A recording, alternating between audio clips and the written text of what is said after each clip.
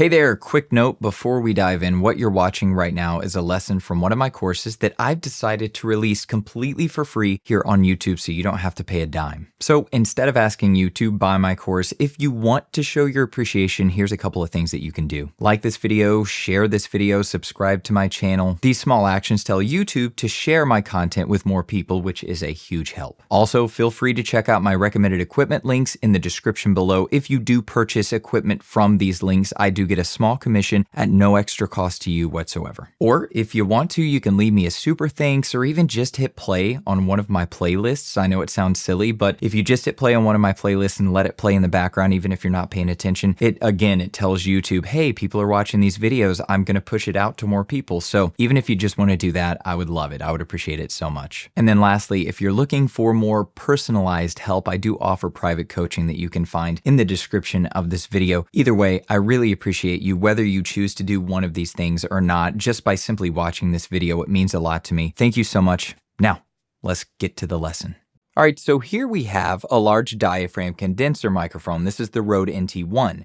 Now, this microphone is a side address microphone. Large diaphragm condenser microphones are side address microphones, and then you have dynamic microphones like the Shure SM7B or shotgun microphones like the Sennheiser 416. Those are top address microphones, meaning you would speak into the top of them, whereas with large diaphragm condenser microphones, you speak into the side of the microphone, as you can see here. One thing to note about large diaphragm condenser microphones is they are much more sensitive than, say, a dynamic microphone like a Shure SM7B. Because they're more sensitive, they are going to pick up a lot more in the room with you as you record. So you could definitely get a large diaphragm condenser microphone like this Rode NT1 a little closer to you as you record to eliminate more of that room sound and to pick up more of your voice, but you don't need to. Whereas with a dynamic microphone like a Shure SM7B, those mics were made to get right up on because they are low gain microphones, but you don't need to do that with a large diaphragm condenser microphone. The only reason, like I said, that you would want to get this microphone closer is to pick up more of your voice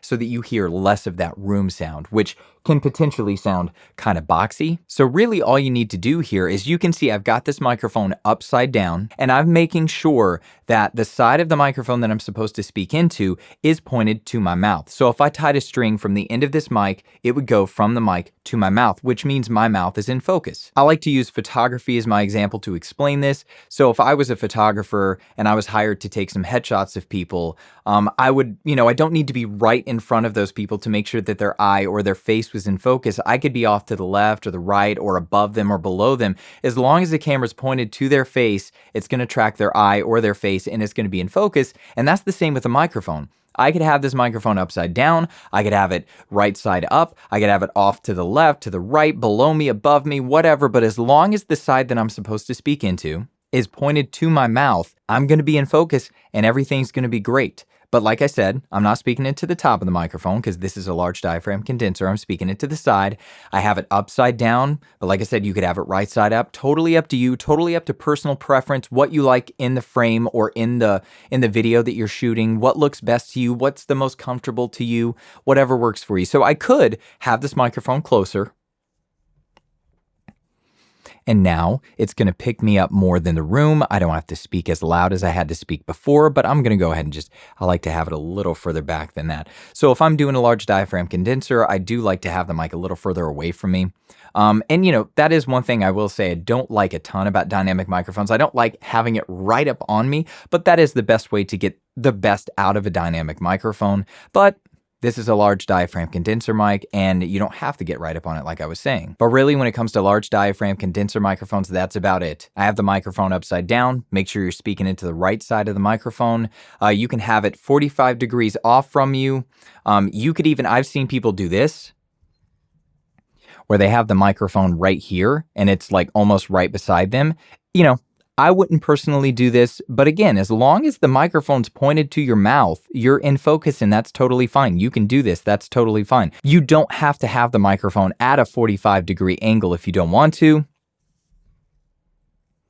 That's just my personal preference. I like to have it at around a 45-degree angle. It obviously is not perfect. I'm not measuring with a tape measure to make sure, oh, that's 45 degrees. You just kind of eyeball it. And the more you do it, the easier it's going to be, the better you're going to get at it, the quicker you're going to be able to set it up and know this is fine. This is what I do every single time. But honestly, that's about it. You put it on a microphone arm. I have it upside down. You could have it right side up. But as long as the side of the microphone that you're supposed to be speaking into is facing your mouth, you're good to go.